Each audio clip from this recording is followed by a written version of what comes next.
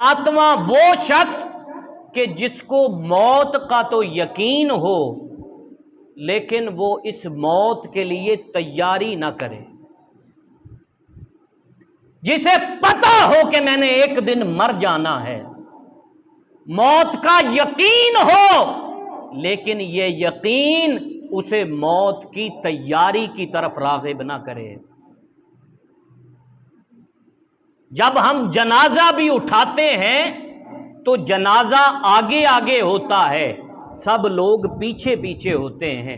इसमें भी एक सबक है, और वो सबक ये है, मैयत एक भूला हुआ पैगाम याद करवा रही है, और मैयत जुबाने हाल से ये कह रही होती है कि ऐ इंसान, आज मैं आगे जा रही हूं, तू मेरे पीछे पीछे है, एक वक्त आएगा कि तू भी इसी जगह पर होगा और लोग तेरे पीछे पीछे होंगे। तो जो मौत का यकीन रखे और इसकी तैयारी ना करे, फरमाया वो शख्स अपने आप के साथ मजाक कर रहा है। लिहाजा कुछ लोग ये सोचते हैं कि हम जब मर जाएंगे तो हमारी औलाद हमें पढ़ के बख्शेगी तो अल्लाह ताला हमारी भी बख्शिश फरमा देगा। इसमें कोई शक नहीं, लेकिन जुमला मोतरज़ा के तौर पर एक बात कहना चाहता हूं कि जिस औलाद के हाथ में आज हम मोबाइल देकर जा रहे हैं, आप यकीन से कह सकते हैं कि ये औलाद आपको पढ़ के बख्शेगी। एक सियालकोट के आलिम दीन हैं, उन्होंने बड़ा एक अजीब वाक़या सुनाया। उन्होंने कहा कि सियालकोट में एक शख्स था, बड़ा अमीर अरबोंपति वो शख्स था। वो बीमार हुआ तो उसको लाहौर शिफ्ट करना था, तो उसके लिए हेलीकॉप्टर आया। हेलीकॉप्टर में उसको लाहौर ले जाया गया इलाज के लिए, लेकिन जब सांसें पूरी ना हों तो कोई कितनी देर ज़िंदा रह सकता है। कुछ दिन ज़ेरे इलाज रहा, खैर उसकी वफ़ात हो गई। उसको जब उसकी वफ़ात हो गई, लाहौर से उसी हेलीकॉप्टर में सियालकोट वापस लाया गया। तो वो कहते हैं कि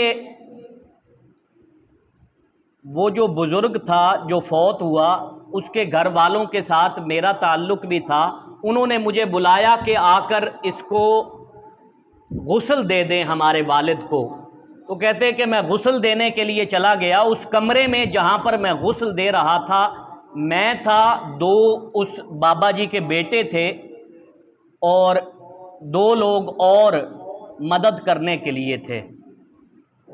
तो मैं गुस्ल देने लगा तो उस शख्स ने जो जर्सी पहन रखी थी वो इम्पोर्टेड जर्सी थी, ब्रांडेड जर्सी थी, और उसकी कीमत 50,000 रुपये थी। तो उसके बेटे ने मुझे कैंची दी और कहा कि ये ले अल्लामा साहब, इनके कपड़े काट दें। तो मैंने उसे कहा कि ये बड़ी महंगी जर्सी है, कैंची की ज़रूरत नहीं, मैं वैसे ही एहतियात से उतार देता हूँ, तुम इसको पहन लेना, महंगी जर्सी है। तो कहते हैं कि वो मुझे गुस्से से कहने लगा कि हज़रत साहब, आपको नहीं पता कि मैयत के इस्तेमाल शुदा कपड़े हम नहीं पहन सकते, मैयत के इस्तेमाल शुदा कपड़े हम नहीं पहन सकते। तो कहा, वो अल्लामा साहब कहने लगे, मैंने कहा, ऐ जालिम, और लोग तो तेरे बाप को मैयत कहें, तू तो अपने बाप को मैयत कहकर उसके कपड़ों को इस तरीके का नाम न दे।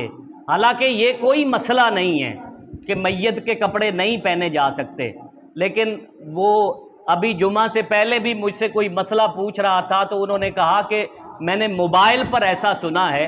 तो जब मोबाइल पर बसा औकात मसले सुने जाते हैं तो फिर वो ज़हन में बैठ जाएं तो फिर वो जाते नहीं हैं। तो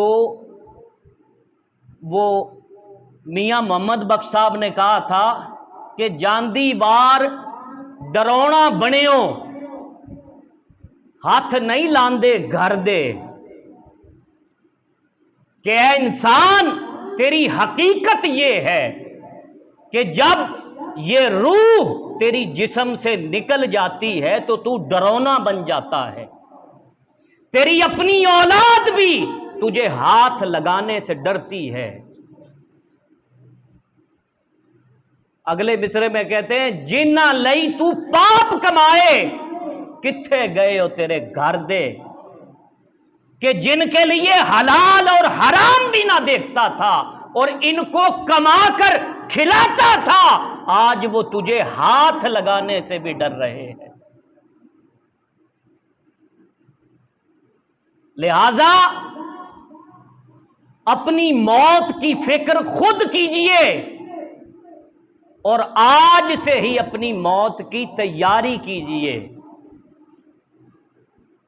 जिस औलाद को मोबाइल का इतना रसिया हमने आज ही बना दिया है, वो एक लतीफ़ा भी है ना कि बच्चा शनाख्ती कार्ड के फार्म फिल कर रहा था तो उसने माँ से पूछा कि माँ शनाख्ती अलामत क्या लिखूं, तो माँ ने कहा बेटा शनाख्ती अलामत लिख दे कि हर वक्त तेरे हाथ में मोबाइल होता है।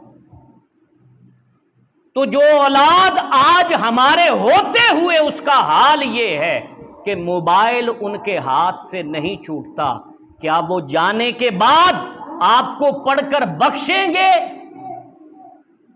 ये भी सवाल आप तक ही छोड़ता हूं। लिहाजा आज अपनी मौत की फिक्र खुद कीजिए। मैंने जो 7 बंदे आपको बताए उनमें 7वां बंदा ये है कि जिसको मौत का यकीन है कि मौत आनी है, लेकिन वो अपनी मौत की तैयारी नहीं करता। अपने आप के साथ मजाक ना कीजिए और अपनी मौत की तैयारी आज से कीजिए।